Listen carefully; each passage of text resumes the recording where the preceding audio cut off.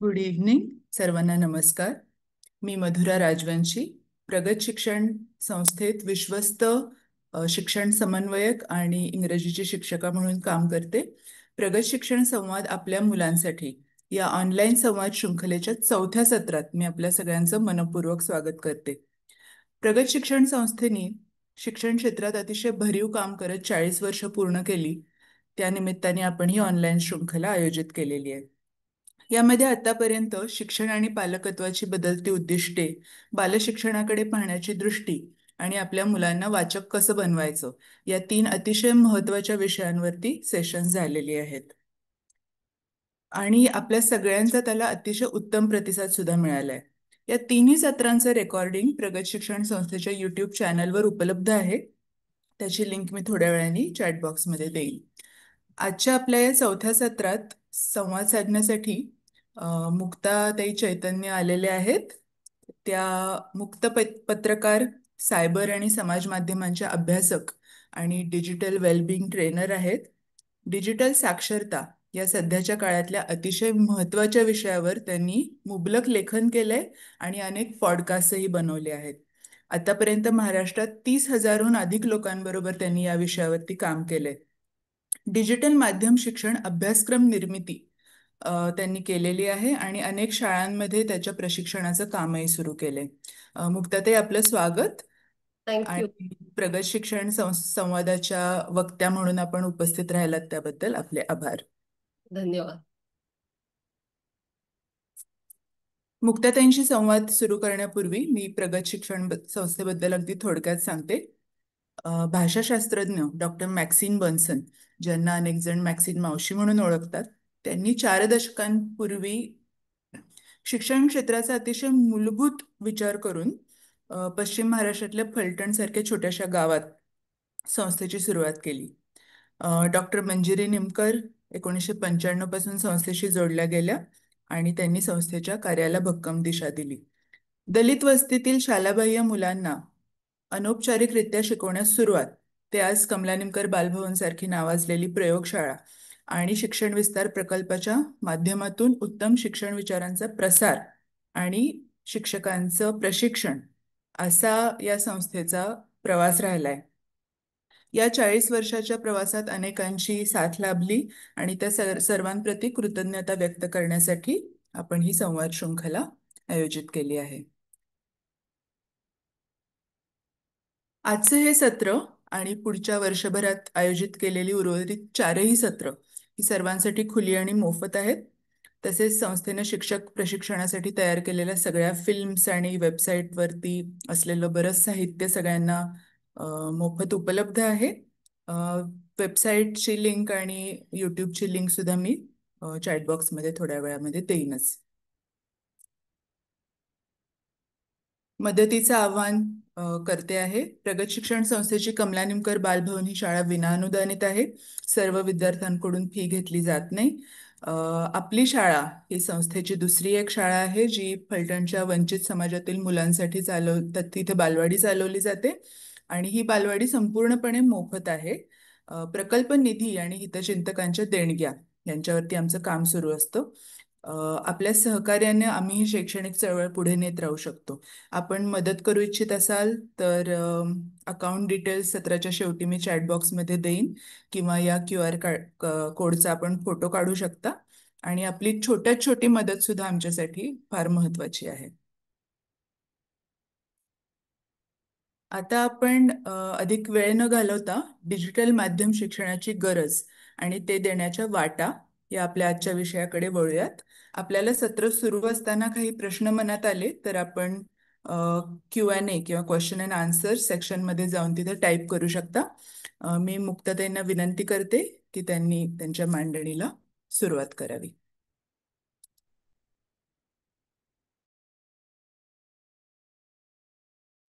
ताई, म्यूट आहात तुम्ही.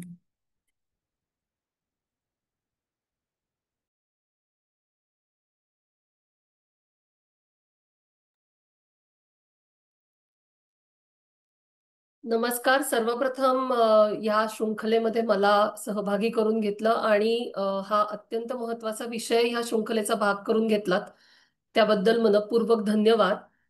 पीपीटी दिसतीये ना सगळ्यांना? हो. हा.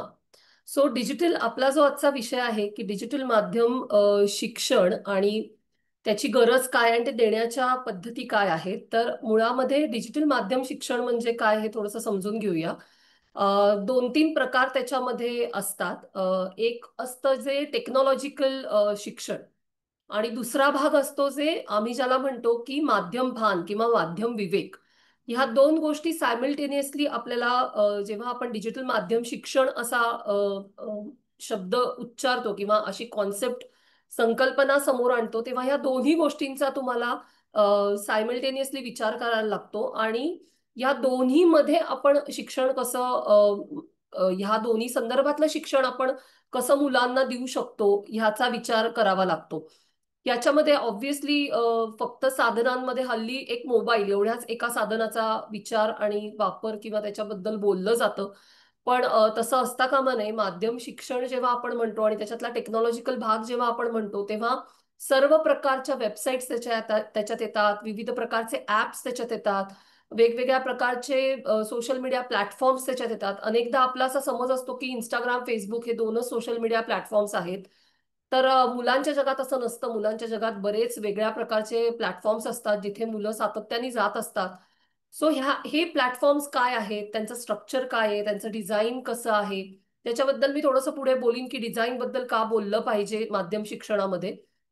ह्या सगळ्या गोष्टी टेक्निकल जरी असल्या तरी त्या त्यांच्या जगण्याचा भाग आहेत आज. त्यामुळे त्याच्याबद्दलची माहिती हा सुद्धा एक मोठा भाग असतो डिजिटल माध्यम शिक्षणाच्या संदर्भातला. त्याच्यानंतर महत्वाचा विषय असतो की डिजिटल माध्यम शिक्षणामध्ये जसं मी म्हटलं की टेक्नॉलॉजिकल शिक्षण आवश्यक आहे, जे बऱ्यापैकी मुलं आपलं आपलं शिकतायत आत्ता. कारण ती जन्माला आल्यापासून त्यांच्या भवताली विविध प्रकारची गॅजेट्स आणि टेक्नॉलॉजी असते. ती जन्माला आल्यापासून लॅपटॉप बघत असतात, टॅब्स बघत असतात, डेस्कटॉप बघत असतात, आईबाबांच्या आजी आजोबांच्या हातातले मोबाईल बघत असतात. ते कसे ऑपरेट करायचे हेही त्यांना माहिती असतं, हेही ते बघत असतात. त्याच्यामुळे टेक्नॉलॉजिकली अनेकदा मुलं बऱ्यापैकी इक्विप्ड असतात, त्यांना खूप जास्त इक्विप करण्याची गरज नसते. पण जो second half of this education आहे की जिथे माध्यम भान, माध्यम विवेक हा मोठा घटक आहे.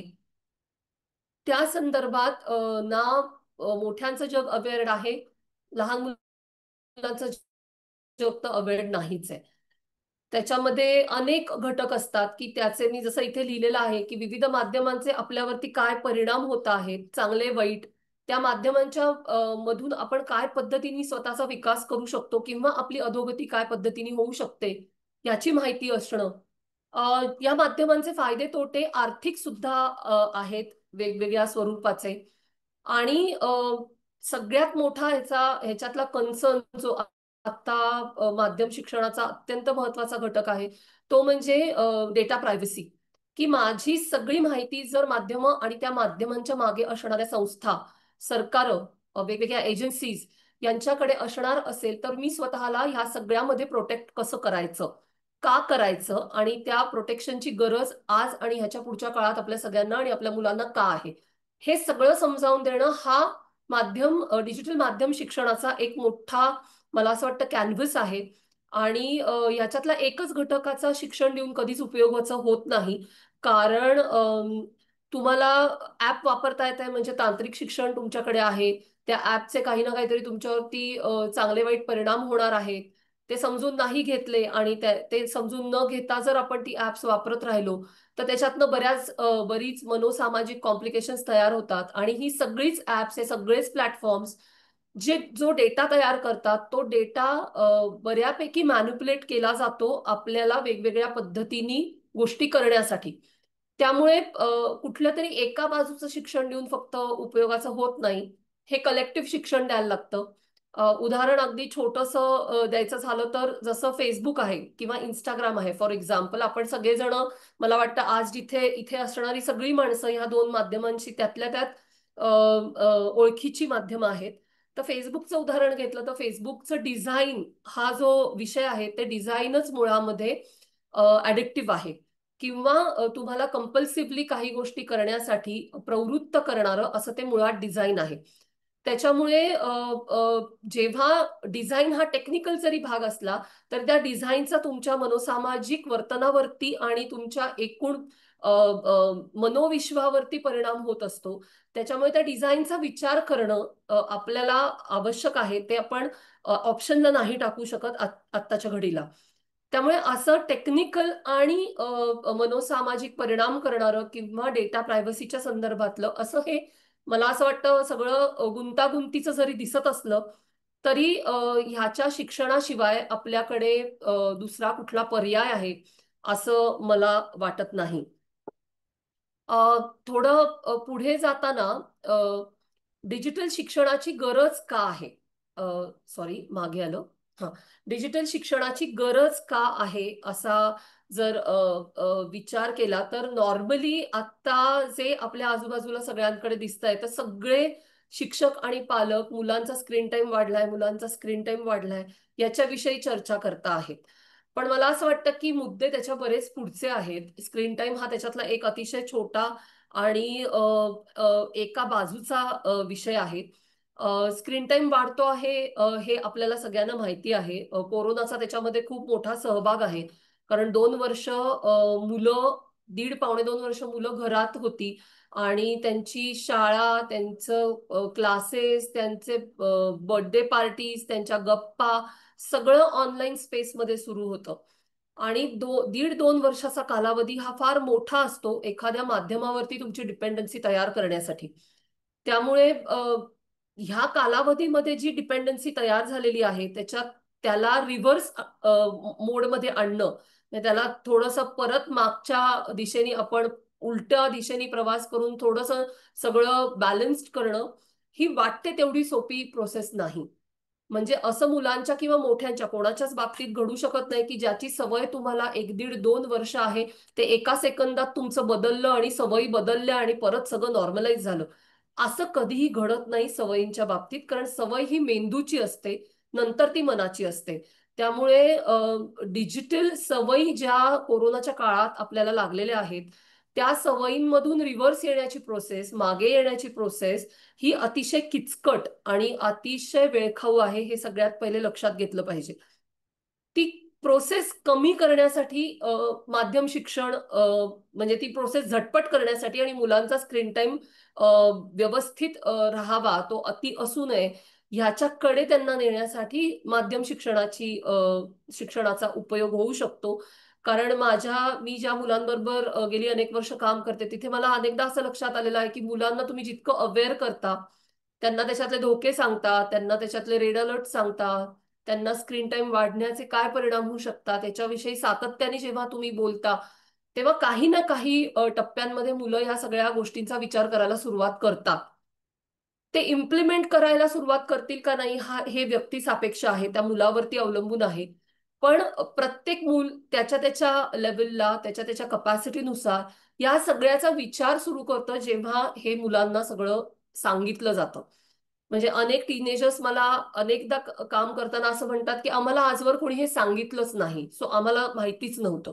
सो मला असं वाटतं की माध्यम शिक्षणाची पहिली गरज ही अवेअरनेस, माहिती करून देणं की असा असा विषय आहे, तू जे काही करतो आहेस त्याचे हे कॉन्सिक्वेन्सेस आहेत, हे बेनिफिट्स आहेत, हे परिणाम आहेत, हे समजून घे, हे सांगणं ही आत्ता मला असं वाटतं सगळ्यात मोठी प्रायोरिटी आहे.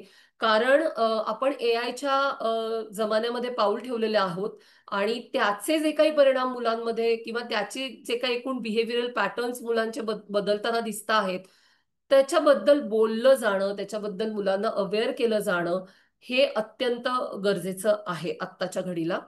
दुसरी महत्वाची ह्या शिक्षणाची गरज का आहे तर आपल्याकडे प्रचंड माहिती आहे. म्हणजे गुगल असेल किंवा चॅट जीपीटी असेल किंवा दुसरी कुठलीही एआय टूल्स असतील, आपल्याकडे प्रचंड माहिती आहे. पण त्या माहितीचं करायचं काय ह्याच्याविषयी जो विचार लागतो तो विचार या सगळ्या प्रोसेसमध्ये कुठेही नाहीये. आपण फक्त माहितीच्या ओझ्याखाली आहोत, सतत बंबार्डिंग आहे. रील्स बघत असताना सुद्धा आपण एकामागे एक दर 10 सेकंदाला वेगळं रील बघतो. अनेकदा एका रीलचा दुसऱ्या रीलशी संबंध नसतो. अतिशय दोन ध्रुवावरचे विषय असतात ते.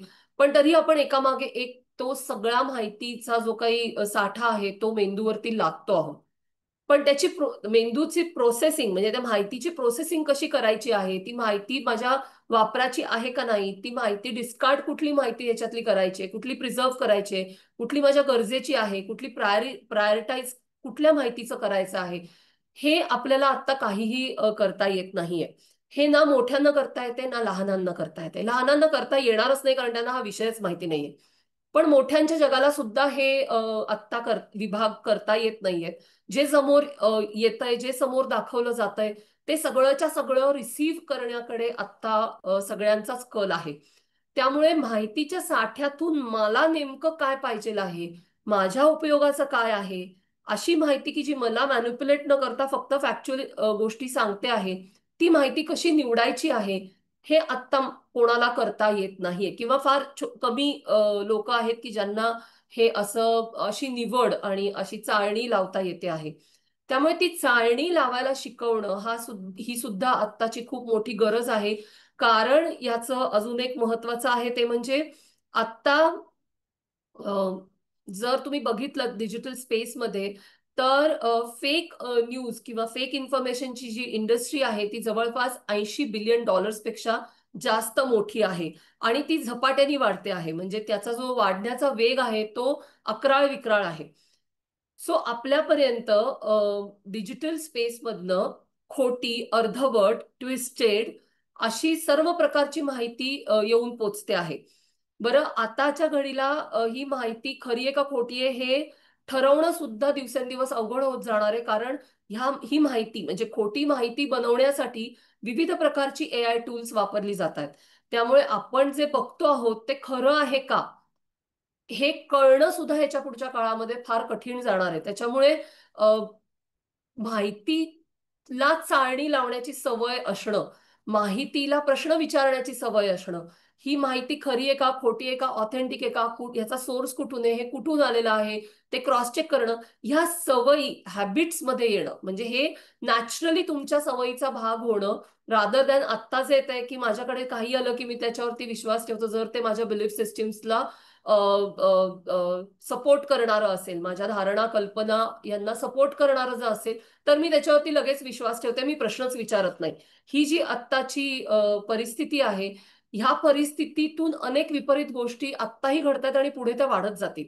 त्याच्यामुळे आपल्यापर्यंत पोहोचणारी जी माहिती आहे त्या माहितीला प्रश्न विचारणं, त्या माहितीला क्रिटिकली बघणं, त्या माहितीकडे तर्कशुद्ध पद्धतीने बघणं, ह्या गोष्टी शिकवाव्या लागणार आहेत. म्हणजेच आपण अल्टिमेटली क्रिटिकल थिंकिंगकडे येतो की जे मुलांना शिकवणं आत्ताच्या घडीला अत्यंतिक गरजेचं आहे, जो माध्यम शिक्षणाचा एक महत्वाचा घटक मानला जातो. मुलं वेगवेगळ्या प्लॅटफॉर्म्सवरती आहेत आत्ता आणि ते प्रचंड एक्सप्लोर करत आहेत. म्हणजे ते नुसतं चॅट जीपीटी एक्सप्लोर करतायत किंवा कुठले तरी इन्स्टाचे रील्स एक्सप्लोर करतायत असं नाही. मुलांच्या जगामध्ये विविध प्रकारचे प्लॅटफॉर्म्स आहेत. मग तुम्हाला एक उदाहरण देते. वॉटपॅड, कदाचित काही तुमच्यापैकी लोकांनी कदाचित हे नाव ऐकलं असेल, काही जणांसाठी नवीन असू शकतं. वॉटपॅड नावाचा एक प्लॅटफॉर्म आहे की ज्याच्यावरती फक्त वाचनासाठी मुलं येतात. तिथे काही ऑडिओ व्हिज्युअल फॉर्मॅट मधलं नाही, ना तिथे रील्स आहेत, ना तिथे युट्यूब सारखे व्हिडिओज आहेत, तिथे काही नाही. तिथे फक्त टेक्स्ट बेस्ड रीडिंगसाठी मुलं येतात. तर काय मुलं वाचतात, तर तिथे नॉवेल्स असतात, तिथे सिरियल्स असतात, म्हणजे एपिसोड्स वाईज पब्लिश केलेले सिरीज असतात, तिथे शॉर्ट नॉवेल्स असतात, तिथे लॉंग नॉवेल्स असतात, तिथे फॅन फिक्शन असतं. असं वेगवेगळ्या प्रकारचा कंटेंट की जो फिक्शन आहे बेसिकली, म्हणजे साहित्य प्रकारातला आहे, त्याच्या वाचनासाठी मुलं तिथे मोठ्या प्रमाणावर येतात. आता हे कदाचित तुमच्यापैकी अनेकांना सरप्राइझिंग वाटू शकेल कारण आपण मुलं वाचत नाहीत असा एक सर्वसाधारण समज आपल्याकडे खूप एस्टॅब्लिश्ड आहे. पण माझं स्वतःचं मत असं नाहीये. मुलं प्रचंड वाचतात किंवा वाचू लागली आहेत because of this digital mediums. कारण तिथे असे वॉटपॅड सारखे प्लॅटफॉर्म्स आहेत की जिथे तुम्हाला फक्त वाचनासाठी तुम्ही येऊ शकता आणि तिथे फॅन फिक्शन पासनं सिरियस नॉवेल्स पर्यंत आणि टीनेज लाईफच्या स्टोरीज पासनं ते रोमॅन्टिक सिरियल्स पर्यंत अनेक गोष्टी तुम्हाला वाचनासाठी उपलब्ध आहेत. आता असे जे प्लॅटफॉर्म्स आहेत की जे फेसबुक, इन्स्टा आणि ह्याच्या पलीकडचे आहेत, इथे काय सगळं छान चालू आहे अशातला भाग नाही. तिथे पण प्रॉब्लेम्स आहेत, तिथे पण अडचणी आहेत. वॉटपॅडचंच उदाहरण द्यायचं झालं तर तिथे प्रचंड मोठ्या प्रमाणावरती ऍडल्ट कंटेंट आहे रिटन फॉर्मॅट मधला, की जो सॉफ्ट पॉर्न कडे झुकणारा कंटेंट आहे, किंवा सगळा लिखित आहे, तिथे व्हिज्युअल काही नाही. किंवा तिथे फॅन फिक्शन फॉर्मॅट जो असतो, फॅन फिक्शन म्हणजे जस्ट सांगते कोणाला माहिती नसेल तर, फॅन फिक्शन म्हणजे एखादी सेलिब्रिटी असते किंवा एखाद्या सिनेमातले कॅरेक्टर्स असतात किंवा कार्टून्स मधले कॅरेक्टर्स असतात. ते कॅरेक्टर्स घेऊन एका कोणीतरी व्यक्तीनी, लेखकानी, कोणी म्हणजे तो वेल नोन असायला पाहिजे असं नाही, कोणीही व्यक्तीनी ती कॅरेक्टर्स घेऊन त्यांची लिहिलेली गोष्ट, जी ओरिजिनल सिनेमा सिरियल याच्याशी काही संबंधित नाहीये. म्हणजे उदाहरणार्थ डोरेमॉन आपल्या सगळ्यांना माहिती आहे, डोरेमॉन मधली कॅरेक्टर्स आणि अजून कुठल्या तरी दुसऱ्या छोटा भीम मधली कॅरेक्टर्स अशी एकत्र करून त्यांची एक गोष्ट लिहायची. अशा पद्धतीचं फॅन फिक्शन तिथे प्रचंड प्रमाणात लिहिलं जातं. आणि ते फक्त कार्टून्स मधल्या कॅरेक्टर्सचं असतं असं नाही, वेगवेगळ्या सिनेमा सिरियल्स, अगदी हॅरी पॉटरच्या मधले सुद्धा फॅन फिक्शन्स असतात, रिअल लाईफ सेलिब्रिटीजचे फॅन फिक्शन्स असतात, असं बरंच तिथे आहे कॉन्टेंट. आणि फॅन फिक्शन ही कॅटेगरी मुलांना अतिशय आवडणारी कॅटेगरी असते, त्यामुळे तिथे ते वाचण्यासाठी येणारा मुलांचा समुदाय हा लाखोंच्या घरामध्ये आत्ता आहे. हळूहळू मराठी सुद्धा फॅन फिक्शन आणि मराठी सुद्धा कॉन्टेंट तिथे सुरू झालेला आहे. आता ह्या सगळ्यामध्ये मोठी अडचण अशी आहे की इझी ऍक्सेस आहे सगळ्या गोष्टींचा, आणि सेन्शुअस किंवा अडल्ट साईडला झुकणारा, सॉफ्ट पॉर्न साईडला झुकणारा असा रिटन कंटेंट तिथे मोठ्या प्रमाणावर आहे, ज्याचा ऍक्सेस मुलांना सहज उपलब्ध आहे. सो अशा वेळेला तुम्ही त्या प्लॅटफॉर्मवरती जाता आहात, ते वाचता आहात, तर ह्याचा अर्थ काय होतो, ह्याचा तुमच्यावरती इम्पॅक्ट काय असू शकतो, त्याचा कसा विचार केला पाहिजे, त्या इम्पॅक्टकडे कसं बघितलं पाहिजे, आपलं बिहेवियर त्यांनी बदलतं का, इन्फ्लुएन्स होतं का, ते कशा पद्धतीने इन्फ्लुएन्स होऊ शकतं, या सगळ्या गोष्टी मुलांना सांगणं आत्ता गरजेचं आहे. कारण आपण अडल्ट कंटेंट मुलांपर्यंत पोहोचतो तेव्हा फक्त ऑडिओ व्हिज्युअल अडल्ट कंटेंट बद्दलच बोलतो. आपण रिटर्न अडल्ट कंटेंट बद्दल फारसा विचारही करत नाही आणि त्याविषयी बोलण्याची पद्धतच नाही आपल्याकडे. पण ते अवेलेबल तर आहे आणि त्याच्यावरती प्रचंड प्रमाणात मुलं आहेत. म्हणजे अगदी 8-9 वर्षाच्या मुलांपासून ते यंग अडल्ट्स पर्यंत सगळीजण तिथे विविध प्रकारचा कॉन्टेंट वाचायला येतात. त्यामुळे अशा वेळेला त्यांना योग्य दिशेकडे घेऊन जाणं, त्यांचं क्रिटिकल थिंकिंग, डिसिजन मेकिंग, ही जी स्किल्स आहेत ही तयार करणं, हे मला असं वाटतं ह्याच्या पुढच्या काळातलं खूप मोठं आव्हान असणार आहे. त्याच्यानंतरचा महत्वाचा घटक येतो तो ऑब्व्हियसली डिजिटल सुरक्षा, जिथे सायबर क्राईम्स आणि डिजिटल म्हणजे काय म्हणू आपण त्याला, डेटा प्रायव्हसी हा एक खूप महत्वाचा घटक आहे. कारण डेटा प्रायव्हसी हा महत्वाचा घटक याच्यासाठी आहे की ही मुलं ग्राहक म्हणून ग्रूम होत आहेत आत्ताच्या घडीला, ऑन सोशल मीडिया प्लॅटफॉर्म्स असू देत, वॉटपॅड सारखी ऍप्स असू देत किंवा ओव्हरऑल डिजिटल स्पेस असू देत. याचं सगळ्यात मोठं कारण असं आहे की ही मुलं पुढची 50-60-70 वर्ष ह्या डिजिटल स्पेसचे ग्राहक म्हणून वावरणार आहेत. त्यामुळे आपला ग्राहक कसा असला पाहिजे, तो कसा ग्रूम केला गेला पाहिजे, पुढच्या 25 वर्षांपर्यंत किंवा 50 वर्षापर्यंत तो आपला ग्राहक राहावा, ह्याच्यासाठी त्याची मेंटॅलिटी कशी मॅनिप्युलेट करता येईल, ह्या पद्धतीने आत्ता मोठ्या प्रमाणावरती काम डिजिटल स्पेसमध्ये चालू आहे. ज्याच्याशी लढाई करणं, मी खरंच सांगते, इट्स रिअली टफ, अतिशय कठीण आहे. म्हणजे आपण त्याच्याशी लढू शकत नाही. आपण काय करू शकतो, तर आपण मुलांना अवेअर करू शकतो, मुलांना याची जाणीव करून देऊ शकतो की डेटा प्रायव्हसी हा काय प्रकार आहे, त्याच्यामध्ये कॉम्प्लिकेशन्स किती आहेत, त्याच्यामध्ये तुम्हाला ग्रूमिंग कशा पद्धतीने होऊ शकतं आणि तुम्ही सेफगार्ड स्वतःला कसं केलं पाहिजे फ्रॉम द एक्सटर्नल थ्रेट्स, हे त्यांना शिकवणं ही मला असं वाटतं आत्ताची अत्यंत महत्वाची प्रायोरिटी आहे. कारण की हीच मुलं, जी मुलं 5वी 6वी 7वीत आहेत, 10-12-15 वर्षाची आहेत, ती पुढची 50 वर्ष, 60 वर्ष, 70 वर्ष ह्या स्पेसमध्ये वावरणार आहेत आणि ह्या स्पेसचे ग्राहक म्हणून वावरणार आहेत. जेव्हा तुम्ही ग्राहक असता तेव्हा मार्केट, बाजार तुम्हाला ग्रूम करण्याचा प्रयत्न करतोच, त्याच्याशिवाय ते फंक्शन होऊ शकत नाही. सो ते ग्रूमिंग कमी स्वतःचं होऊ देणं आणि डिसिजन मेकिंग कपॅसिटी जी आहे ती माझ्याकडे राहील हे बघणं, ही अत्यंत क्रिटिकल गोष्ट आहे when it comes to digital space किंवा डिजिटल माध्यम शिक्षण, किंवा डिजिटल माध्यमांचा जेव्हा काय म्हणू आपण त्याला, परीघ जेव्हा आपण चर्चेला घेतो, तेव्हा ते निर्णय की मला काय बघायचं आहे, मला काय विकत घ्यायचं आहे, मी काय विचार करायचा आहे, मी कशा पद्धतीने विचार करायचा आहे, मी एखाद्या माणसाच्या इन्फ्लुएन्स खाली यायचंय किंवा यायचं नाहीये, त्याला मी क्वेश्चन करायचंय करायचं नाहीये, हे सगळे चॉईसेस, हे सगळे डिसिजन्स, हे सगळे निर्णय हे त्या मुलांच्या हातात असणं ही अत्यंत महत्वाची गोष्ट आहे, जी आत्ता खूपच म्हणजे भयानक परिस्थितीत आहे. त्यामुळे डिजिटल सुरक्षा हा अत्यंत महत्वाचा घटक आहे. ऑब्व्हियसली नैतिकता हा महत्वाचा घटक होत चाललाय, कारण आम्ही शाळांमध्ये बघतो. मी आता 10वी 12वीच्या बोर्डाच्या परीक्षेमध्ये पण काही जणांकडनं हे ऐकलं की मुलं चोरून फोन घेऊन जातात आणि चॅट जीपीटी वरून प्रश्न उत्तरं मुलांनी लिहिली. म्हणजे 11वी 12वीच्या परीक्षांमध्ये तर मी हे खूपच ऐकलं. सो असे प्रकार घडू लागलेले आहेत, जिथे नैतिकतेचे प्रश्न तयार होतात. ते ऍड्रेस करणं हे अतिशय महत्वाचं आहे. आणि शेवटचा शिक्षणाची गरज काय आहे, तर ऑब्व्हियसली डिजिटल भान आणि डिजिटल विवेक विकसित करणं, त्याच्याबद्दल मुलांना अवेअर करणं, बोलायला भाग पाडणं, विचार करायला भाग पाडणं. आताच्या मुलांना तुम्ही उत्तरं ताटात मांडून देऊ शकत नाही, देऊ नयेत. ती प्रोसेस न करता त्यांच्यासमोर प्रश्न उपस्थित करून त्यांना स्वतःला ह्या सगळ्याचा विचार करायला भाग पाडणं, तो विचार विवेकी होतोय ना हे बघणं आणि त्या दिशेने त्यांना ढकलणं, ही सगळी प्रोसेस आत्ता करणं गरजेचं आहे. आणि म्हणूनच डिजिटल माध्यम शिक्षण हा आत्ताच्या घडीला अत्यंत महत्वाचा घटक आहे. मला सर्वसाधारणपणे हा प्रश्न विचारला जातो की डिजिटल माध्यम शिक्षण कधीपासून सुरू करायला पाहिजे. तर मला असं वाटतं की अर्ली द बेटर. आम्ही साधारण हायर केजी पासनं आत्ता काम करतो आहोत. म्हणजे मोठ्या बालवाडीपासनं आम्ही मुलांना ह्या सगळ्या विषयाची जाणीव करून द्यायला सुरुवात करतो आहोत. एज अप्रोप्रिएट म्हणजे वयानुसार त्यांना ह्या गोष्टी समजावून सांगणं ही हे त्याच्यातलं खूप मोठं चॅलेंज आहे. म्हणूनच खरं तर तो सिलेबस आम्ही तयार केला. आणि अ, अहिल्यानगर मधली जी शाळा आहे, ऊर्जा गुरुकुल म्हणून, या शाळेमध्ये मागच्या वर्षीपासून आम्ही हा प्रयोग करतो आहोत. मागच्या वर्षी आम्ही त्याची सुरुवात केली. अ, मोठ्या बालवाडीपासनं 8वी पर्यंत.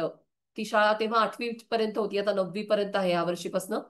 सो मोठ्या बालवाडीपासनं 8वी पर्यंत आम्ही विद्यार्थ्यांना एक एक विषय घेऊन, मग एकदा सोशल मीडिया असेल, डिजिटल प्रायव्हसी असेल, सायबर क्राईम्स असतील, फेक कंटेंट असेल, फेक इन्फॉर्मेशन असेल, असे विविध विषय घेऊन त्याच्याबद्दलचं अवेअरनेस आणि त्याच्याबद्दलची माहिती देणं रेग्युलर बेसिसवरती, असा वर्षभर उपक्रम केला. हे यंदा त्याचं दुसरं वर्ष आहे. आणि हे करताना आम्ही अजून एक त्याच्यामध्ये प्रयोग केला होता, तो म्हणजे मुलांबरोबर आम्ही पालकांना सुद्धा मागच्याही वर्षी इन्व्हॉल्व्ह करून घेतलं आणि या वर्षी पण इन्व्हॉल्व्ह करून घेतलेलं आहे. याचं कारण असं आहे की शाळेमध्ये आपण काय सांगतो आहोत आणि घरामध्ये वातावरण काय आहे, हे अनेकदा एकमेकांच्या विपरीत असण्याची खूप दाट शक्यता असते.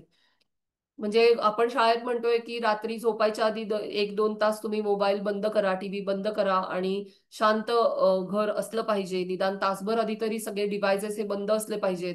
आणि घरी गेल्यानंतर अगदी म्हणजे पेंगून झोपेपर्यंत जर आई बाबा मोबाईल बघत असतील किंवा आजी आजोबा टीव्ही बघत असतील, तर मग ते मूलही तेच करणार आहे. त्याच हॅबिट्स ते मूल उचलणार आहे. ते मूल वेगळ्या कुठल्याही हॅबिट्स उचलणार नाही. त्यामुळे पालकांना सहभागी करून घेणं, निदान 6वी 7वी पर्यंतच्या पालकांना तरी ह्याच्यात सहभागी करून घेणं अत्यावश्यक आहे असं आम्हाला वाटतं. त्याच्यामुळे आम्ही मागच्याही वर्षी पालक सहभागी करून घेतले, याही वर्षी करून घेतले आहेत. मला असं वाटतं की डिजिटल माध्यम शिक्षण हे जीवन शिक्षण आहे, ते लाईफ स्किल आहे. त्यामुळे ते जितक्या लवकर आपण सुरू करू, तितकं मुलं त्या विषयाबद्दल अवेअर व्हायला सुरुवात होते. आणि ते सुरू करणं म्हणजे असं काही नसतं की तुम्ही अगदी छोट्या मुलांना तुम्ही डेटा प्रायव्हसी बद्दल सांगायला जा. अ, ते शिक्षण कुठून सुरू होतं, तर मला असं वाटतं की डेटा प्रायव्हसी शिकवण्यापेक्षा इतक्या छोट्या मुलांना नाही शिकवू शकत तुम्ही. अ, तुम्ही त्या मुलांचे, म्हणजे आपण मोठ्याच्या जगाने त्या मुलांचे फोटो ऑनलाईन स्पेसमध्ये टाकणं टाळणं इथून मुलांना आपोआप सिग्नल पोहोचतो. किंवा थोडी मोठी मुलं असतील, 7-8 वर्षाची मुलं असतील, तर त्यांचा फोटो व्हिडिओ किंवा काहीही त्यांच्याबद्दलची माहिती शेअर करताना त्यांची परवानगी घेणं, कन्सेंट घेणं, की मी हे करू का ऑनलाईन स्पेसमध्ये शेअर, तुला चालेल का, तुला आवडेल का, किंवा हे करणं योग्य आहे का, तुला काय वाटतं, आपण असं करावं का, असे प्रश्न उपस्थित करून त्यांच्याबरोबर त्या गोष्टींबद्दल डिस्कशन करणं, चर्चा करणं, गप्पा मारणं, ह्याच्यातूनच ह्या कॉन्सेप्ट मुलांना आपोआप कळतात. त्यांना वेगळं शिकवण्याची खरं तर गरज नसते. पण आम्ही काम करताना हे बघतो की अनेकदा कन्सेंट हा तर विषय, मुलांचा कन्सेंट हा तर विषय आपल्याकडे नसतोच. पण पालकच खूप मोठ्या प्रमाणावरती इगर असतात, उत्सुक असतात त्यांच्या मुलांच्या विषयीची माहिती ह्या डिजिटल स्पेसमध्ये टाकण्याबाबत. मग ते फोटो असतील, व्हिडिओ असतील, किस्से असतील. आजच मी एक माझ्या रीलमध्ये, म्हणजे रील्स बघत असताना एक रील आलं होतं की त्याच्यामध्ये एक बालवाडीतली मुलगी शाळेत गेल्यानंतर तुमच्या शाळेत पिझ्झा आहे का असं विचारते. आणि तो रील बनवून त्या शिक्षकांनी किंवा कोणी टाकलाय मला माहिती नाही. पण याच्यामध्ये त्या मुलाची प्रायव्हसी ब्रीच आहे हे आपल्या लक्षात येत नाही. त्या मुलाच्या खाजगी, त्याचं जे आयुष्य आहे, त्याची खाजगी स्पेस जी आहे, त्या स्पेसचं आपण उल्लंघन केलेलं आहे.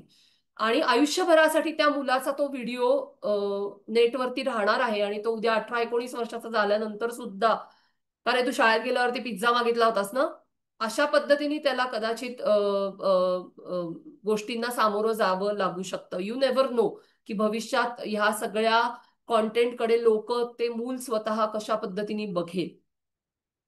त्यामुळे मला असं वाटतं की हे जीवन शिक्षण आहे आणि हे जितक्या लवकर आपण सुरू करू तितक्या लवकर त्याचा उपयोग मुलांना होऊ शकतो. माध्यम शिक्षणाचे मूलभूत घटक जर विचार करायचा झाला आपला, की कुठले घटक याच्यामध्ये असले पाहिजेत, तर 6 मूलभूत घटक आम्ही म्हणजे असावेत असं मला कायम वाटत आलेलं आहे. त्याच्यातलं एक म्हणजे ऑब्व्हियसली स्क्रीन टाइम व्यवस्थापन, स्क्रीन टाइम मॅनेजमेंट. कारण स्क्रीन टाइम हा आपण गाळलेल्या जागा भरा असल्यासारखं वापरतो. काही करायला नाही की फोन उचला, काही करायला नाही की टीव्ही लावा, काही करायला नाही की लॅपटॉप उघडून बसा. सो हे रिकाम्या जागा भरा हा जो प्रकार आता आपण करू लागलोय आणि मुलंही करतायत. सो ते टाळण्यासाठी व्यवस्थापनाची गरज असते आणि ते व्यवस्थापन वेळेचं, मनाचं, मेंदूचं करावं लागतं. ते ट्रेनिंग आहे, अवघड नसतं, पण ते ट्रेनिंग आहे. आणि ते ट्रेनिंग मला असं वाटतं की अ, सगळ्यांसाठीच गरजेचं आहे. म्हणजे फक्त मुलांसाठी असं नाही, सगळ्यांसाठीच हे ट्रेनिंग आवश्यक आहे की आपण आपल्या डिजिटल स्पेसचं, स्क्रीन टाइमचं व्यवस्थापन कसं करणार आहोत. दुसरा महत्वाचा मूलभूत घटक असतो ह्या शिक्षणातला, तो म्हणजे गेमिंग आणि मनोरंजनाचं भान. आत्ता काय झालंय, मनोरंजन जीवनावश्यक वस्तू असल्यासारखं आपण वापरू लागलेलो आहोत. आणि गेमिंग हे सुद्धा म्हणजे गेमिंग म्हणजे फक्त मोबाईलवरचे गेम असं नसतं. सोशल मीडिया प्लॅटफॉर्म हा सुद्धा एक प्रकारचा गेमच आहे. बिकॉज मी मगाशी म्हणलं तसं की त्याचं डिझाईन जे आहे ते गेम सारखं डिझाईन आहे. सर्व डिजिटल प्लॅटफॉर्म्स जे काही असतात त्यांचं डिझाईन हे गेमिंगच्या सारखंच असतं. म्हणूनच असं म्हटलं जातं की प्रत्येक गोष्टीचं गेमिफिकेशन होतं आहे आता. म्हणजे साधं डेटिंग ऍप जर तुम्ही कधी बघितली असतील तर डेटिंग ऍप सुद्धा एक प्रकारच्या गेमिफिकेशन प्रोसेसमधनं तयार झालेले ऍप्स आहेत. सो एव्हरीथिंग, कुठलंही ऍप, कुठलीही वेबसाईट, कुठलाही सोशल मीडिया प्लॅटफॉर्म, कुठलीही डिजिटल स्पेस मधली गोष्ट ही गेमिफिकेशन शिवाय आज नाही. प्रत्येक गोष्टीचं डिझाईन हे गेम सारखं आहे. कारण ग्राहकांनी परत परत येणं अपेक्षित आहे आणि परत यायचं असेल तर तसे ट्रिगर्स असावे लागतात. ते ट्रिगर्स मनोसामाजिक असतात, ते ट्रिगर्स भावनिक असतात, ते ट्रिगर्स हे तुम्हाला काहीतरी देणारे, म्हणजे रिवॉर्ड देणारे असतात. आणि हे ट्रिगर्स समजून घेणं गरजेचं असतं. त्याचं भान आपल्याला असणं गरजेचं असतं. कारण अनेकदा असं वाटतं की अरे वा, मला हे खूप काय काय मिळतंय, पण ते मिळणं नसतं, ते ट्रिगर असतं की तुम्ही परत परत त्या गेममध्ये ऍक्टिव्ह राहाल. सो मनोरंजनाचं भान आत्ता आणि गेमिफिकेशनचं भान आत्ता फार गरजेचं आहे. अ, चौथा महत्वाचा ऑब्व्हियसली माहितीची गोपनीयता. म्हणजे मी मगाशी तो विषय बोललेच आहे की डेटा प्रायव्हसी हा आपल्या सगळ्यांच्या दृष्टीने अत्यंतिक महत्वाचा आत्ताच्या घडीला विषय आहे.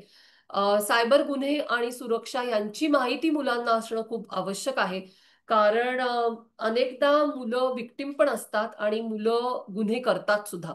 म्हणजे मुलांच्या लक्षात येत नाही की आपण केलेला आहे तो गुन्हा आहे. सायबर बुलिंग असेल, सायबर स्टॉकिंग असेल, आयडेंटिटी थेफ्ट असेल, किंवा एखाद्याने लिहिलेला मजकूर कॉपी पेस्ट करून स्वतःच्या नावाने खपवणं असेल, हे सगळे सॉरी हे सगळे गुन्हे आहेत सायबर स्पेस मधले. पण किंवा अगदी साधा की जो मला गावोगाव दिसतो ते म्हणजे कोणाचं तरी वायफाय चोरून वापरणं, की त्या व्यक्तीला न सांगता त्याचं वायफाय वापरणं, हा सुद्धा सायबर गुन्हा आहे. त्यामुळे मला खूप असं प्रकर्षाने वाटतं की मुलांना सायबर गुन्हे माहिती असले पाहिजेत. त्यांच्याबरोबर काय होऊ शकतात हे पण माहिती असलं पाहिजे. आणि त्यांच्या हातून कुठले गुन्हे होऊ शकतात अज्ञानामुळे, हे पण माहिती असलं पाहिजे. त्यामुळे दरवेळेला मुलं व्हिक्टीम असतात असं नाही, ते गुन्हे सुद्धा करू शकतात. आणि त्याच्यापासूनही त्यांचं संरक्षण करणं ही मला असं वाटतं की माध्यम शिक्षणाची अत्यंत मूलभूत गरज आज आहे.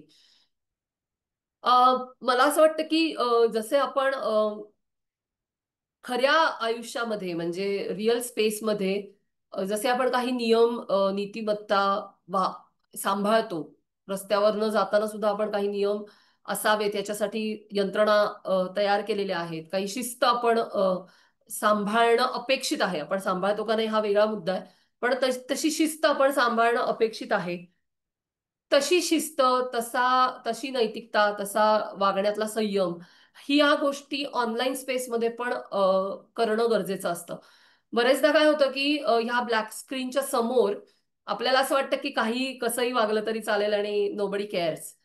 पण तसं नसतं. आपल्या एखाद्या शब्दाचा, आपल्या एखाद्या वर्तनाचा, आपल्या एखाद्या वाक्याचा समोरच्यावरती काय इम्पॅक्ट होऊ शकतो, काय परिणाम होऊ शकतो, हे अनेकदा ह्या ब्लॅक स्क्रीनच्या मागे बसल्यानंतर लक्षात येत नाही. त्यामुळे ती डिजिटल शिस्त, ते एटिकेट्स ज्यांना आम्ही म्हणतो की डिजिटल एटिकेट्स आणि सायबर हायजीन, हे जे मुद्दे आहेत, हे मुद्दे पण मुलांना शिकवणं, माहिती असणं हे अत्यंतिक आवश्यक गोष्ट आहे. म्हणजे अननेसेसरी कचरा आपल्या फोनमध्ये असतो, फोटो व्हिडिओज असतात, त्याने आपली स्पेस खाल्ली जाते मोबाईलची. तो कचरा वेळोवेळी साफ करणं असेल, इथपासून ते तुमचं ऑनलाईन वर्तन कसं असलं पाहिजे, कशा पद्धतीने तुम्ही लोकांची इंटरॅक्शन करताना वागलं पाहिजे, कशा पद्धतीने तुम्ही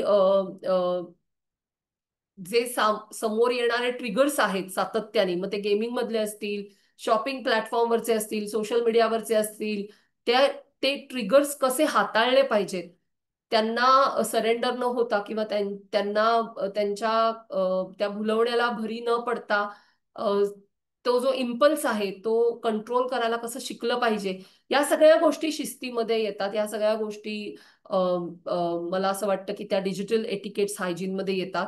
ते मुलांना माहीत असणं अत्यंत गरजेचं आहे. आणि सगळ्यात शेवटचा आणि अत्यंत महत्वाचा अजून एक महत्वाचा मुद्दा म्हणजे मला खूप प्रामाणिकपणे असं वाटतं की ह्या सगळ्या प्लॅटफॉर्म्सचे खूप फायदे आहेत. म्हणजे मी नेहमीच असं म्हणते की मी जरी माध्यम शिक्षणाबद्दल बोलत असले आणि मी जरी डेटा प्रायव्हसी बद्दल आग्रही असले, तरी पण मी काही या माध्यमांची विरोधी व्यक्ती नाही, किंवा इंटरनेट वाईट आहे, सोशल मीडिया वाईट आहे आणि उद्यापासनं ही सगळी माध्यमं बंद करून टाका, कोणी काही वापरू नका, ह्याची समर्थक नाही मी. कारण मला ह्याचे फायदे प्रचंड प्रमाणात आहेत हे माहितीये आणि ते फायदे घेतले पाहिजेत असं माझं प्रामाणिक मत आहे. पण ते फायदे तेव्हाच तुम्ही घेऊ शकता जेव्हा तुम्हाला याचे तोटे माहिती असतील आणि ते तोटे तुम्हाला कंट्रोल करता आले, तरच तुम्ही फायद्यांकडे जाऊ शकता. हे या माध्यमात, या सगळ्याच डिजिटल स्पेसचं एक मोठं विचित्र गणित आहे की त्याचे फायदे तुम्हाला तेव्हाच होतात जेव्हा तुम्ही त्याचे तोटे जे आहेत ते तोटे रिस्ट्रिक्ट करू शकता, ते तोटे सीमित करू शकता, ते तोटे तुम्ही तुमच्या कंट्रोलमध्ये ठेवू शकता. ते जेव्हा होतं तेव्हाच आणि तेव्हाच फक्त तुम्हाला ह्या स्पेसचे फायदे दिसायला लागतात, मिळवता येतात आणि त्याच्यातनं स्वतःची प्रगती आणि विकास करता येतो.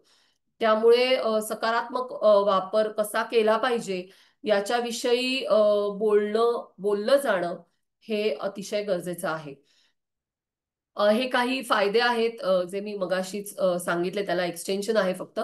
की डिजिटल साक्षरता वाढते, सायबर सुरक्षेची जाणीव होते, विचारपूर्वक आणि सकारात्मक वापर आणि सवयी तयार होतात, आणि पालक, शिक्षक आणि विद्यार्थी यांच्यामध्ये संवाद तयार होतो, जो मला असं वाटतं की आत्ताच्या घडीला खूप गरजेचा आहे. कारण पालक, शिक्षक आणि विद्यार्थी ह्या तीन घटकांमध्ये खूप विसंवाद मला अनेकदा दिसतो आहे.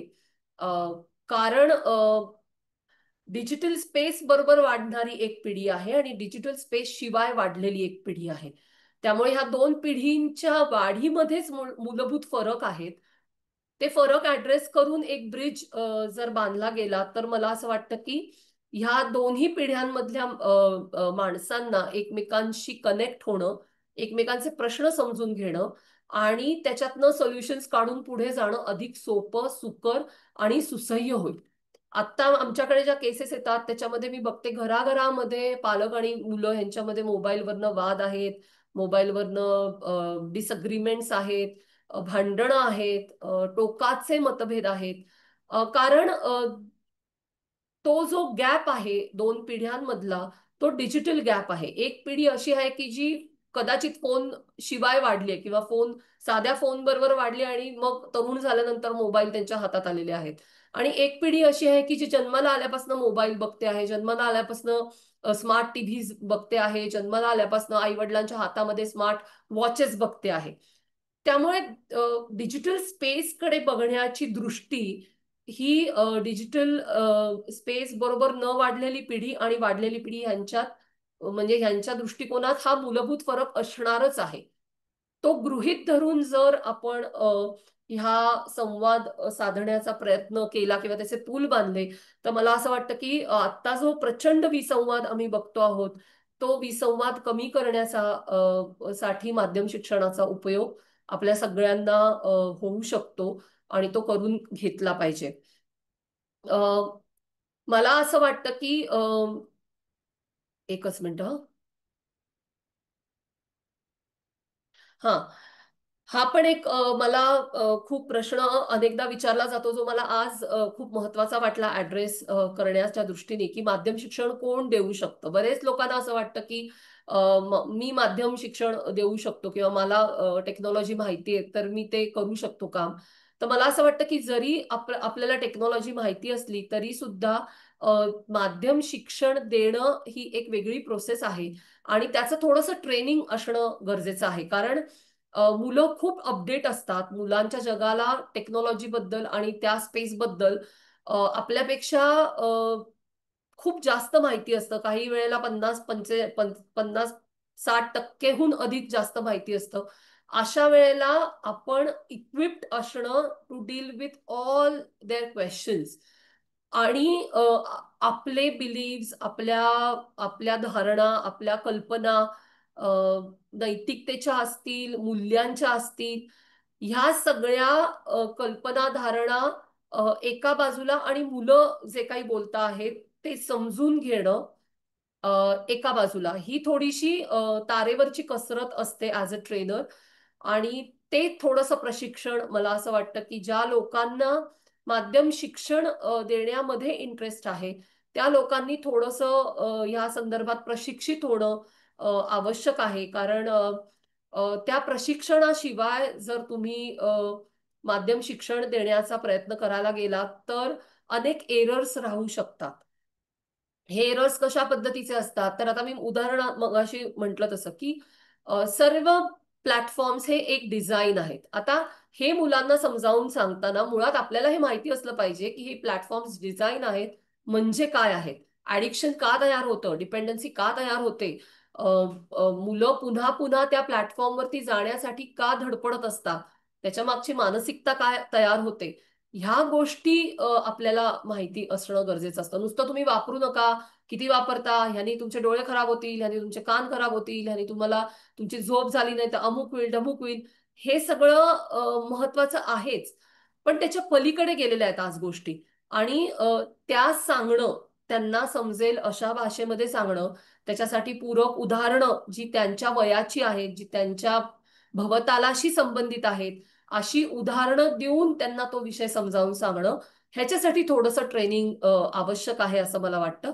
त्यामुळे सगळे देऊ शकतात का? तर नाही. माध्यम शिक्षण सगळे देऊ शकत नाहीत. माध्यम शिक्षण देण्याची इच्छा ज्यांना आहे त्यांनी थोडासा स्वतःचा अभ्यास वाढवणं आणि थोडंसं ट्रेनिंग घेणं, हे केल्यानंतर ते डेफिनेटली कोणीही व्यक्ती ही माध्यम शिक्षण देऊ शकते. पण विदाऊट ट्रेनिंग, विदाऊट त्याचं बेसिक नॉलेज न घेता, प्रशिक्षण न घेता दिलं तर त्याच्यातनं म्हणजे प्रश्न काही तयार होतील फार अशातला भाग नाही, पण मुलांना ते उपयोगी ठरेल का आणि मुलांच्या प्रश्नांची आपण योग्य पातळीवरची आणि योग्य अर्थाने उत्तर देऊ शकू का, ह्याच्याबद्दल मात्र डेफिनेटली देर आर क्वेश्चन्स. हे शिक्षण देत असताना काळजी काय घेतली पाहिजे सर्वसाधारणपणे, किंवा आम्ही जेव्हा हे प्रोग्राम्स रन करतो तेव्हा किंवा आता नगरच्या शाळेमध्ये आम्ही जो उपक्रम राबवतो किंवा अजूनही एका शाळेमध्ये अशा प्रकारचा उपक्रम आम्ही आता करतो आहोत, तर ह्याच्यामध्ये काय काळजी घेणं गरजेचं असतं. तर मला असं वाटतं सगळ्यात पहिल्यांदा म्हणजे एज अप्रोप्रिएट, वयानुसार संवाद साधण्याच्या पद्धती आवश्यक असतात. तुम्ही एकच विषय सॉरी, तुम्ही एकच विषय 5वीला कसा सांगताय आणि 9वीला कसा सांगताय याच्यामध्ये खूप फरक पडतो. त्यामुळे त्या त्या एज नुसार डिजिटल जगात काय सुरू आहे हे माहिती असणं गरजेचं असतं. त्या त्या एज नुसार त्यांचे प्रश्न काय आहेत, ते प्रश्न कशातनं उत्पन्न झालेले आहेत याची थोडीशी माहिती असण्याची गरज असते. दुसरा एक महत्वाचा म्हणजे भीती घालण्याचा प्रकार मी बराच बघितला आहे पालक आणि मोठ्यांच्या जगामध्ये, की भीती घालतात मुलांना, अमुक केलं तर असं होईल, तमुक केलं तर तसं होईल. त्याच्यापेक्षा त्या संवादामध्ये विश्वास असणं अधिक आवश्यक असतं. भीती घालून मुलं आज बाधत नाहीत. म्हणजे मुलं, ही जनरेशन खूप वेगळी आहे, जेन झीज आणि जेन अल्फाज. ते खूप वेगळ्या पद्धतीने विचार करणारी आणि खूप वेगळ्या पद्धतीने एक्सपोजर असणारी पिढी आहे. त्यामुळे भीती चं टेक्निक जे आपल्यावरती कदाचित आपल्या पालकांना उपयोगी ठरलं होतं, ते तितकंसं ह्या पिढ्यांना उपयोगी ठरत नाही. विपरीत परिणाम आम्ही खूप बघतो आहोत. वेळेचे नियोजन कसं करायचं, म्हणजे हे विशेषतः पालक वर्गासाठी आहे, की मुलांच्या संदर्भात जेव्हा आपण असं म्हणतो की वेळेचं नियोजन मुलांनी करणं आवश्यक आहे, तेव्हा सुरुवात पालकांपासून होते. हे अनेकदा विसरलं जातं. तुम्हाला जर तुमच्या वेळेचं नीट नियोजन करता आलं असेल तरच मुलं ते बघतात आणि मग स्वतःच्या वेळेचं नियोजन करायला शिकू शकतात. म्हणजे मुलांनी वेळेचं नियोजन करावं आणि मी बेशिस्त आहे असं इक्वेशन आजच्या पिढीबरोबर वर्क होत नाही. ती मुलं क्वेश्चन करतात, ती मुलं विचारतात की तू जर बिंज वॉच करत असतेस रात्री उशिरापर्यंत, तर मी मी उशिरापर्यंत चॅट केलं किंवा गेम खेळलं तर तुला प्रॉब्लेम काय आहे? हे प्रश्न मुलं विचारतात. म्हणजे आमच्या अनेक मुलांच्या वर्कशॉप्समध्ये आणि शाळांमध्ये मला हमखास मुलांनी विचारलेला एक कॉमन प्रश्न म्हणजे की आमचे आई बाबा आणि आमचे आजी आजोबा मोबाईल वापरतात दिवस रात्र उशिरापर्यंत, ते चालतं. आम्ही वापरायला सुरुवात केली की सगळे येऊन आमच्या अंगावरती ओरडायला लागतात, असं का? सो या प्रश्नाचा विचार प्रत्येकाने खूप गांभीर्याने केला पाहिजे, कारण डिजिटल स्पेस हा एक असा विषय आहे की जो सगळ्यांसाठी लागू होणारा विषय आहे. म्हणजे सिगरेट का प्यायची नाही तर अजून तू लहान आहेस, असं आपण मुलांना सांगतो सरळ. पण मुलांच्या हातात आपण मोबाईल इतक्या लहान वयात दिलेला आहे की तो अ, त्यांना लहान वयात देणं अपेक्षित नाहीये हे पण अनेकदा लक्षात येत नाही आणि मग असे प्रश्न तयार होतात. स्क्रीन मधनं प्रचंड थकवा येतो. तो मोठ्यांना लहान्यांना सगळ्यांना येऊ शकतो. त्या थकव्याची पण थोडीशी जाणीव करून द्यावी लागते आणि काळजी घ्यावी लागते हे सगळी सेशन्स करत असताना. सो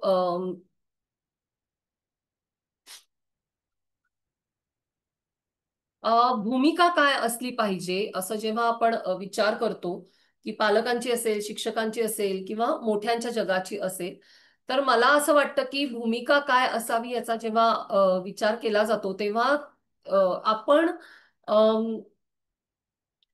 आत्ताची जी पिढी आहे ना त्यांना फार सूचना देणारा संवाद आवडत नाही. त्यांना फार आपण असं खूप नॅगिंग करून सूचना देऊन किंवा आमच्या वेळी असं होतं, आता असं तुम्ही वागलं पाहिजेत वगैरे अशा पद्धतीचा डायलॉग आहे ना, ह्या मुलांबरोबर पॉसिबल नाहीये. ते त्वरित त्यांचे जे काही अँटीने आहेत ते बंद करून टाकतात. रिसिव्हिंग एंडच बंद करतात आणि ते फक्त मानावर डोलावतात आणि त्यांच्यापर्यंत काहीही पोचत नाही. त्यामुळे सूचना देणारा, क्रिटिसाइज करणारा असा संवाद असता कामा नये. हा संवाद अधिक त्यांचं जग समजून घेणारा आणि त्यातले एरर्स त्यांना दाखवणारा असा जर असेल, की अरे तू म्हणतोयस हे बरोबर आहे, हे सगळं खूप इंटरेस्टिंग आहे, पण ह्याचा विचार केलायस का, ह्याचा तू काय विचार केलायस, असं झालं तर काय होतं, असं झालं तर काय करायला पाहिजे, अशा पद्धतीचा संवाद हा या मुलांबरोबर अधिक परिणामकारक ठरतो, असं मला माझ्या कामातनं अनेकदा दिसलेलं आहे. अं, दुसरं म्हणजे आत्ता काय होतंय की क्रिएटिव्हिटी, सृजनशीलता आणि सुरक्षित वापर याच्यामध्ये समतोल करता येत नाहीये मुलांना. चॅट जीपीटी खूप सहज वाटतं, सिम्पल वाटतं आणि ते खूप इफेक्टिव्ह आहे, पटकन. म्हणजे आता एक आकडेवारी असं सांगते की ओव्हरऑल गुगल वापरण्याचा जो पर्सेंटेज आहे ते अचानक प्रचंड प्रमाणात ड्रॉप झालंय, कारण सगळी लोक चॅट जीपीटीला प्रश्न विचारतायत, गुगलला कोणी सर्चच करेन असं झालंय. म्हणजे करतात अजूनही, पण त्याचं पर्सेंटेज ड्रॉप झालंय. सो मुलं फार क्विक सोल्युशन्स कडे चाललेली आहेत, आणि ते अनेकदा धोकादायक असू शकतं, कारण त्याच्यामध्ये तुमचे अनेक लाईफ स्किल्स जे आहेत, की जे क्रिटिकल थिंकिंग आहे किंवा डिसिजन मेकिंग आहे, या लाईफ स्किल्स मध्ये त्याची अडचण तयार होऊ शकते आणि प्रॉब्लेम होऊ शकतो. अनेकदा मुलं हा प्रश्न विचारता आहेत मला, की आम्हाला सगळं डिजिटल स्पेसमध्ये मिळतं, तर मग आम्ही शाळा कॉलेजेसमध्ये जाऊन काय शिकायचं आणि कशासाठी शिकायचं. तर हे प्रश्न आपल्याला ह्याच्या पुढच्या काळात येणार आहेत, हे ऍड्रेस करावे लागतील. आणि त्याचा समतोल कसा साधायचा, डिजिटल शिक्षण, डिजिटल स्पेसमधून शिक्षण, डिजिटल स्पेसचा वापर करून शिक्षण, हे साध्य कसं करायचं याच्याकडे थोडंसं जावं लागेल, कारण मला प्रामाणिकपणे असं वाटतं की ही मुलं ऑडिओ व्हिज्युअल आहेत. ही मुलं जास्त त्यांना समजतं ऑडिओ व्हिज्युअल मधून. त्यामुळे ह्या सगळ्या माध्यमांचा वापर करून शिक्षण कशा पद्धतीने डिझाईन करता येईल, देता येईल, याचाही थोडासा विचार ह्याच्या पुढच्या काळात आपल्या सगळ्यांना करावा लागणार आहे. Thank you so much. तुम्ही अ, सगळ्यांनी तासभर ऐकून घेतलं आणि थोडासा वेगळा विषय आहे, पण मला असं वाटतं खूप महत्वाचा विषय आहे. आज आपल्याकडे वेळ कमी आहे, पण पुन्हा कधीतरी वेळ आणि संधी मिळाली तर अधिक तपशिलाने आपण जरूर बोलूया. प्रश्न घेऊया आपण. हां, थँक्यू मुक्ताताई. स्क्रीन शेअर फक्त बंद करा. हो. अतिशय महत्वाच्या मुद्द्यांना हात घातलात आपण, आणि आज जे जॉईन झालेत सगळे पालक शिक्षक, त्यांना नक्कीच ह्याच्यावर विचार करून कृती करण्यासाठी प्रेरणा मिळेल अशी आशा वाटते. झूम नोंदणीच्या वेळेला आलेल्या काही प्रश्नांपैकी मी घेते. पहिला प्रश्न तर जवळजवळ सगळ्याच पालकांना भेडसावणार आहे, की मुलांना मोबाईल न देणं खूप कठीण झालंय. त्यांचा स्क्रीन टाइम नियंत्रित कसा करायचा? मुलं ऐकत नाहीत, हट्ट करतात, गोंधळ घालतात, त्यामुळे पालकांची चिडचिड होते. आणि जसं तुम्ही मगाशी म्हणला तसं पालकांनी मोबाईल कमी वापरावा, म्हणजे मुलंही काम कमी वापरतील असं म्हटलं जातं, पण हे करणं शक्य आहे का? हे करणं शक्य असतं, पण ते अवघड आहे. कारण त्याची शिस्त साऱ्या कुटुंबाला असण्याची गरज असते. फक्त मुलांना शिस्त लावून होत नाही, कारण मोबाईल प्रत्येकाच्या हातात दिसतो ना. मग मुलं असा प्रश्न विचारतातच की म्हणजे मी वापरला तर तुम्हाला प्रॉब्लेम आहे, पण तुम्ही अमर्याद वापरू शकता, याच्याविषयी कोणी प्रश्न विचारू शकत नाही का? त्यामुळे मला असं वाटतं की साऱ्या कुटुंबाला जर सवयी असतील ना, तर मुलं त्या सवयी खूप चटकन पिकअप करतात. आणि दुसरं म्हणजे पालक म्हणून काही नियम हे लहान वयात घालणं गरजेचं आहे. आत्ता काय होतंय, आम्ही जे बघतोय ते, की लहानपणापासून पाहिजे तसा, पाहिजे तेवढा, कधीही असा मोबाईलचा ऍक्सेस मुलांना असतो. आणि मग मुलं जेव्हा मोठी होतात, विशेषतः 7वी, 8वी, 9वी मध्ये जातात, तेव्हा अचानक पालकांचे अँटीने लागतात आणि त्यांना असं वाटायला लागतं की नाही, आता ही अभ्यासाची आणि अत्यंत महत्वाची वर्ष आहेत, आता मोबाईल बंद झाला पाहिजे. पण आपण हे लक्षात घेतलं पाहिजे की मोबाईल ची सवय ही मेंदूची सवय असते, आणि म्हणूनच त्याला डिजिटल ड्रग असा शब्द आहे, की जसं सबस्टन्स ऍडिक्शन आहे तसंच डिजिटल ऍडिक्शन असतं, आणि ते एका सेकंदात रिव्हर्स होऊ शकत नाही. त्यामुळे तुम्हाला जरी असं वाटलं की तुमचं मूल 8वी, 9वी, 10वीत गेलंय, महत्वाची वर्ष आहेत आणि आता मोबाईल बंद करावा, पण जर त्याच्या आधीचे 10 वर्ष ते मूल सतत मोबाईल बघणारं असेल, तर फक्त ते 9वीत गेलं, फक्त 8वीत गेलं म्हणून मोबाईल बंद होणार नाही, कारण की ती मेंदूची सवय आहे. ती डिटॉक्स म्हणजे ती रिव्हर्स करायला, ती डिअडिक्शन मध्ये जायला, त्याची डिपेंडन्सी कमी करायला वेळ द्यावा लागतो. त्यामुळे ही अशी एका झटक्यात होणारी गोष्ट नाही. म्हणून आम्ही कायम सांगतो की लहान मुलांना कधी मोबाईल द्यावा ह्याच्याबद्दलचे चा विचार आणि किती ऍक्सेस द्यावा ह्याच्याबद्दलचा विचार खूप गांभीर्याने करण्याची गरज आहे. शाळेबद्दल काय म्हणजे शाळेमध्ये पण डिजिटल माध्यमाचा वापर आपल्याकडे कमी आहे तसा पण तरी केला जातो. स्मार्ट बोर्डचा इंटरॅक्टिव्ह बोर्डचा वापर होतो. अ, त्याचा वापर किती करावा वयोगटानुसार काही त्याबद्दल सांगता येईल का? आणि शाळेकडून काही वेळेला मोबाईल वापरावा लागेल असा गृहपाठ सुद्धा देतात. तर त्यावेळेला मग काय करायचं पालकांनी? मला असं वाटतं की बोर्ड्स वापरायला हरकत नसते, कारण ते एक तर डिस्टन्स वरती असतं, ते लांब असतं आणि मुलांना पर्सनलाइज गॅजेट ते नाहीये. सो मुलं एकत्र बसून ते बघतात. व्हॉट्सअपवरती गृहपाठ किंवा मुलांना सूचना पाठवणं याच्यावरती माझा पूर्ण आक्षेप आहे. मला असं वाटतं की कोरोनाच्या काळात आपण या सवयी लावून घेतल्या, कारण दुसरा पर्याय नव्हता. पण आता कोरोना संपलेला आहे, आपण नॉर्मल आयुष्य जगतो आहोत, शाळेत मुलं येत आहेत, त्यामुळे मुलांना गृहपाठ व्हॉट्सअपवरती देणं माझ्या मते सर्व शाळांनी बंद करण्याची गरज आहे. त्याची गरजच नसते. कारण तुम्ही जेव्हा व्हॉट्सअपवरती गृहपाठ देता तेव्हा अनेक लाईफ स्किल्स मुलांची मारली जातात की ज्याची गरजच नाहीये. आणि दुसरं महत्वाचं म्हणजे मूल जेव्हा व्हॉट्सअपवरचा मला गृहपाठ बघायचा, आई फोन दे किंवा बाबा फोन दे किंवा आजी फोन दे असं म्हणतो, तेव्हा ते मूल 2 मिनिटं व्हॉट्सअपवरती गृहपाठ बघतं आणि पुढची 25 मिनिटं ते इकडे तिकडे फिरत राहतं. ते 25 मिनिटं फिरणं हे फक्त गृहपाठ वहीत नोंदवून घे एवढ्या एका बदलाने मुलाच्या आयुष्यातला अर्धा तासाचा स्क्रीन टाइम कमी होऊ शकतो. त्यामुळे पालकांसाठी ज्या सूचना द्यायच्या असतात त्या तुम्ही जरूर व्हॉट्सअपला द्या, कारण त्याच्यासाठी कागदाचे प्रिंट्स आणि हे करण्याची गरज नाहीये. पण मुलांचा जो गृहपाठ आहे, मुलांच्या ज्या असाइनमेंट्स आहेत, मुलांसाठी जी काही माहिती तुम्हाला द्यायची आहे मुलांना, ती तुम्ही शाळेतच दिली पाहिजे. ती मुलांनी त्यांच्या वहीतच लिहून घेणं अपेक्षित आहे. इतकं आपण रेडीमेड सगळं मुलांसाठी करणं हे मुलांची कौशल्य मारण्याचा भाग आहे. त्यामुळे माझा गृहपाठ देण्याला तर पूर्ण विरोध आहे.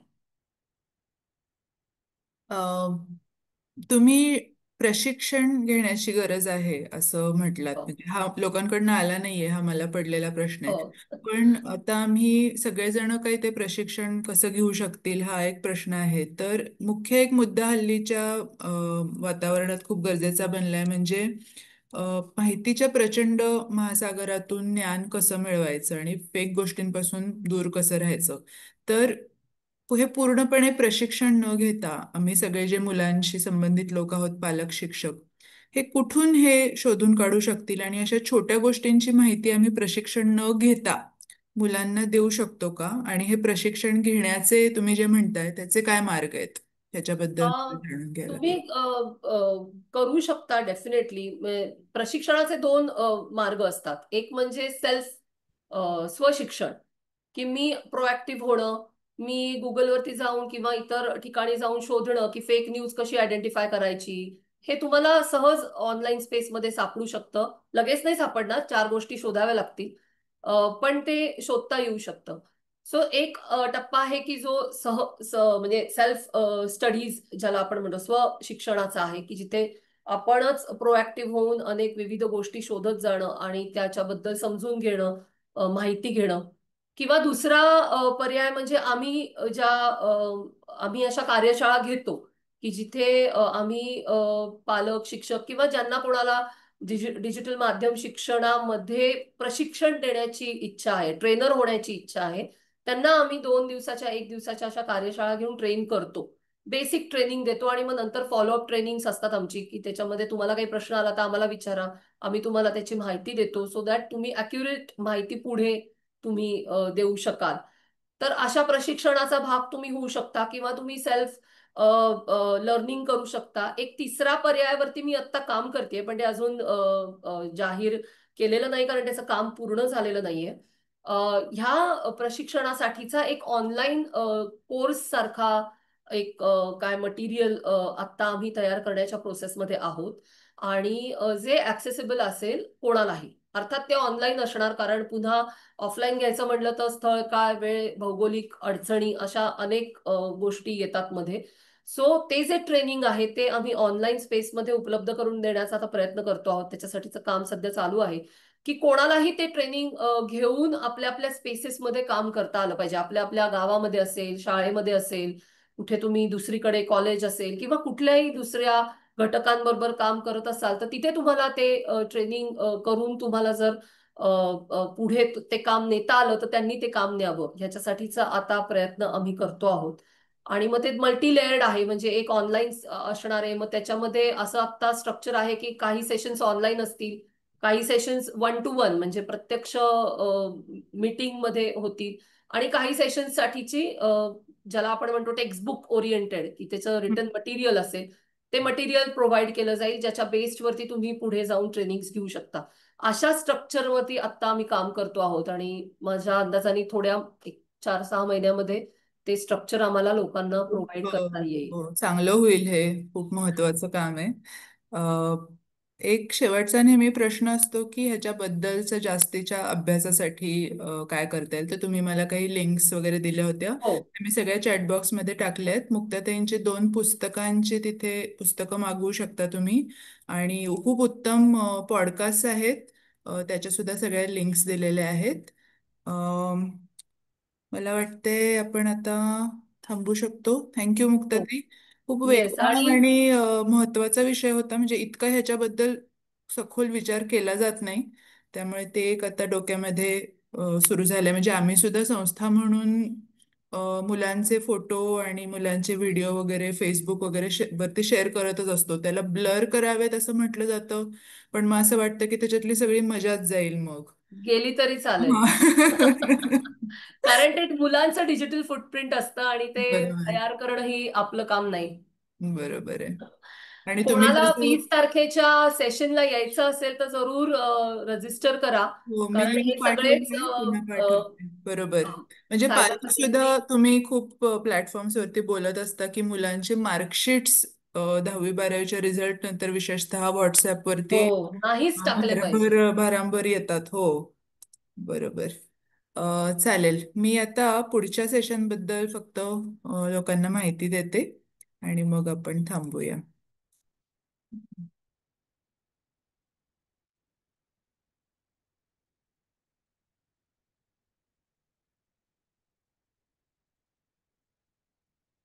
आपलं ह्याच्या पुढचं म्हणजे या शृंखलेतलं 5वं सेशन हे 26 जुलै 2025ला असणार आहे, शनिवारी संध्याकाळी 6 वाजता. अ, उपयोजित रंगभूमी किंवा अप्लाइड थिएटर आणि कलोपचार किंवा आर्ट बेस्ड थेरपी या विषयांमध्ये गेली 30 वर्ष कार्यरत असणारे आनंद चाबुकस्वार आपल्याशी संवाद साधायला येणार आहेत. समकालीन परिस्थितीमध्ये लोककथा, जुन्या नव्या गोष्टी आपलं जीवन आणि शिक्षण अधिक अर्थपूर्ण आणि समृद्ध करू शकतात का? कसं? आणि पालक आणि शिक्षकांनी मुलांना गोष्टी सांगाव्यात का? कशा, कोणत्या प्रकारच्या, याचा धांडोळा ते त्यांच्या सेशनमधून घेणार आहेत. आपण सहभागी होऊ शकत असाल तर हा QR कोड वापरून आत्ता नोंदणी करू शकता. नंतर नोंदणी करायची असेल तर या फ्लायरचा मी प्रसार करणार आहे. आणि झूमच्या फॉर्मची लिंक सुद्धा मी आत्ता चॅटबॉक्समध्ये टाकते. आणि चॅटबॉक्समधून लिंक्स किंवा इतर काही गोष्टी कॉपी करून घ्यायच्या असतील तर मीटिंग 5 मिनिटं जास्त मी सुरू ठेवणार आहे. थँक्यू मुक्ताताई. थांबूया आता आपण. Yes, thank you so much. पुन्हा एकदा खूप खूप आभार या सगळ्या उपक्रमाचा मला भाग करून घेतल्याबद्दल. थँक्यू. थँक्यू.